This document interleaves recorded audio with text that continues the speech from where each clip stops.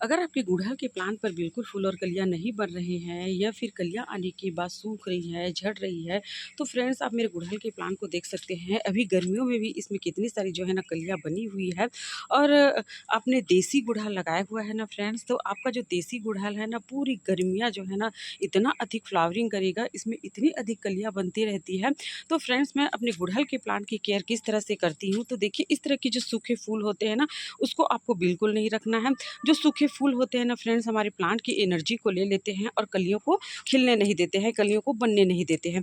तो आपको क्या करना है, इन सूखे फूलों को बिल्कुल नहीं रखना है। सूखे फूलों को अगर आप हटाते रहेंगे ना तो आपके प्लांट पर न्यू न्यू जो है ना कलियां बनते रहेंगी। और जो न्यू कलियां बनती रहती है, न्यू ब्रांचेस जो निकलती रहती है ना फ्रेंड, उसी में ही जो है ना फ्लावरिंग होता है। तो फ्रेंड्स आपको ना क्या करना है, जितने भी सूखे फूल है आपके प्लांट पर, उन सूखे फूलों को आपको हटाते रहना है। और गर्मियों में अभी ना बहुत ज़्यादा आपको पानी का ध्यान रखना है फ्रेंड्स। आपकी प्लांट की मिट्टी जो है ना बिल्कुल सूखा नहीं होना चाहिए। अगर आपकी प्लांट की मिट्टी सूखा रहेगी तो आपका जो प्लांट है ना वो धीरे धीरे ख़राब होना स्टार्ट हो जाएगा। आपके प्लांट की मिट्टी पर हल्का सा नमी बना रहना चाहिए। और आपको ना अभी गर्मियों में सुबह और शाम के समय अपने गुड़हल के प्लांट को पानी देना बहुत ज़्यादा ज़रूरी है।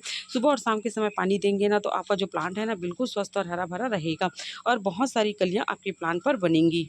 तो फ्रेंड्स इस तरह से जो पीली पत्तियां होती हैं ना, इन पीली पत्तियों को तो आपको बिल्कुल नहीं रखना है। इन पीली पत्तियों को आपको इस तरह से हटाते रहना है, क्योंकि जो पीली पत्तियां होती हैं ना फ्रेंड्स वो अपने आप ही जो है ना प्लांट से झड़ जाती है। तो फ्रेंड्स पीली पत्तियों होने का कारण होता है हमारे प्लांट पर पानी की कमी, या हम आप अपने प्लांट पर बहुत ज़्यादा जो है ना पानी दे रहे हैं, या फिर जब मौसम चेंज होता है तो हमारे प्लांट पर की पत्तियाँ जो है ना इस तरह से पीली हो जाती है। तो इन पीली पत्तियों को आपको रखना नहीं है।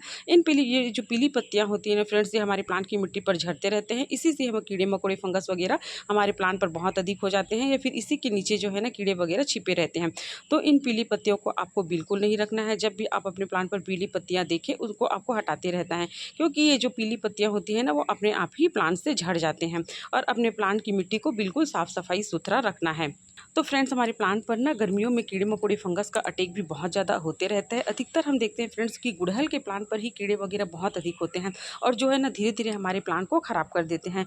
जो सफ़ेद कलर के कीड़े होते हैं ना वो हमारे प्लांट पर बहुत अधिक हो जाते हैं, और जो सफ़ेद कलर के कीड़े होते हैं वो धीरे धीरे हमारे प्लांट के जड़ों तक पहुँच जाते हैं और हमारे प्लांट को पूरी तरह से ख़त्म कर देते हैं।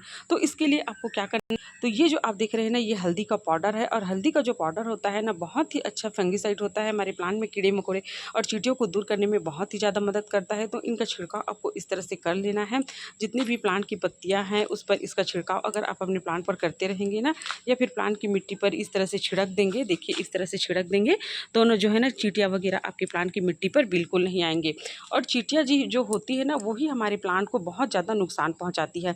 तो हल्दी जो होता है ना वो सभी के घरों में उपलब्ध ही रहता है, हमारे किचन में ही मिलने वाली चीज़ें हैं फ्रेंड्स। इसका यूज़ करके आप अपने प्लांट को बिल्कुल स्वस्थ और हरा भरा रह सकते हैं, और अपने प्लांट पर बहुत अधिक मात्रा में फूल और कलियाँ पा सकते हैं। क्योंकि जब हमारा प्लांट स्वस्थ रहेगा तभी हमारा प्लांट जो है ना बहुत सारी कलियाँ निकालेगा और फूल निकालेगा। तो आपके प्लांट को स्वस्थ और हरा भरा रखने के लिए आपको अपने क्या करना है, हल्दी के पाउडर का छिड़काव जो है ना 10-10 दिन में या फिर 15-15 दिन में भी आप अपने प्लांट पर कर सकते हैं।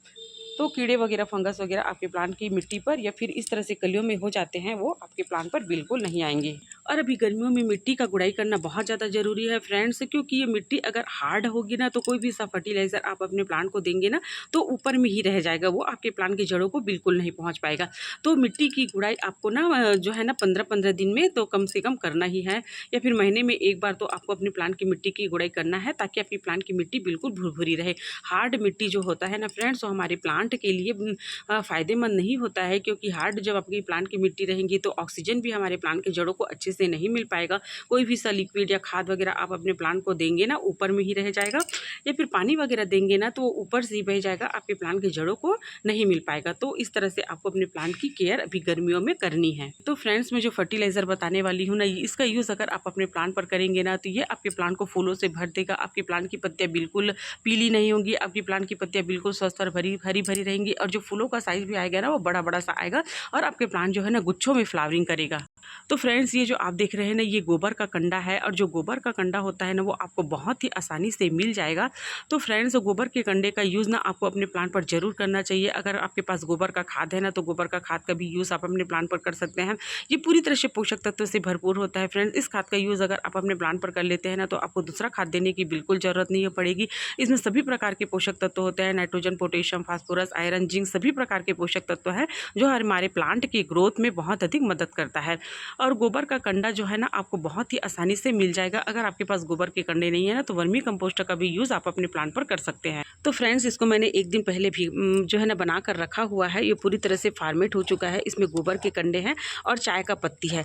और गोबर के कंडे और चाय की पत्ती को आपको एक दिन भिगा कर रख लेना है। जो चाय का पत्ती होता है ना फ्रेंड्स, बहुत ही अच्छा जो है ना हमारे प्लांट के लिए, हमारे गुड़हल प्लांट के लिए बहुत ही बेस्ट होता है। तो चाय की पत्ती जो होता है हमारे प्लांट की मिट्टी को एसिडिक बनाने में बहुत ज़्यादा मदद करता है। और एसिडिक मिट्टी जो होती है ना हमारे गुड़हल प्लांट को बहुत ही ज़्यादा पसंद है। तो आपको ना जो चाय की पत्ती का यूज़ जो है ना 15-15 दिन में अपने प्लांट पर ज़रूर करना है। तो मैंने इसमें चाय की पत्ती मिलाई हुई है और गोबर के कंडे मिलाए हुए हैं और इसमें मैंने एक दिन के लिए जो है ना फॉर्मेट होने के लिए छोड़ दिया था। और ये जो दोनों चीज़ें हैं ना हमारे प्लांट के लिए बहुत ही फ़ायदेमंद है, बहुत ही असरदार है फ्रेंड्स। और अभी गर्मियों में इसका यूज़ करेंगे ना, तो आपका जो प्लांट है ना पूरी गर्मियाँ बहुत अधिक फ्लावरिंग करेगा, गुच्छों में फ्लावरिंग करेगा। आपका छोटा सा भी प्लांट होगा ना, फूल और कलियों से भर जाएगा। और ये बहुत ही आसानी से मिलने वाली चीज़ें हैं और बिल्कुल ऑर्गेनिक है। इससे आपके प्लांट को नुकसान बिल्कुल नहीं होगा। तो देखिए इस तरह से आपको इसको अच्छे से मिला लेना है। तो देखिए इस तरह से हम नॉर्मल पानी लेंगे और नॉर्मल पानी में इसे इस तरह से मिलाकर बिल्कुल पतला कर लेंगे। तो इस तरह से पतला करके ही इसे देना है, क्योंकि ये बहुत ही ज़्यादा जो है ना हार्ड होता है फ्रेंड्स। इसमें ना आपको नॉर्मल पानी मिलाना बहुत ज़्यादा ज़रूरी है। डायरेक्ट इसे डाल देंगे ना तो ये आपके प्लांट को नुकसान भी पहुँचा सकता है। तो देखिए इस तरह से इसे मिलाकर बिल्कुल पतला कर लेना है और अपने प्लांट में इस तरह से इसे डाल देना है।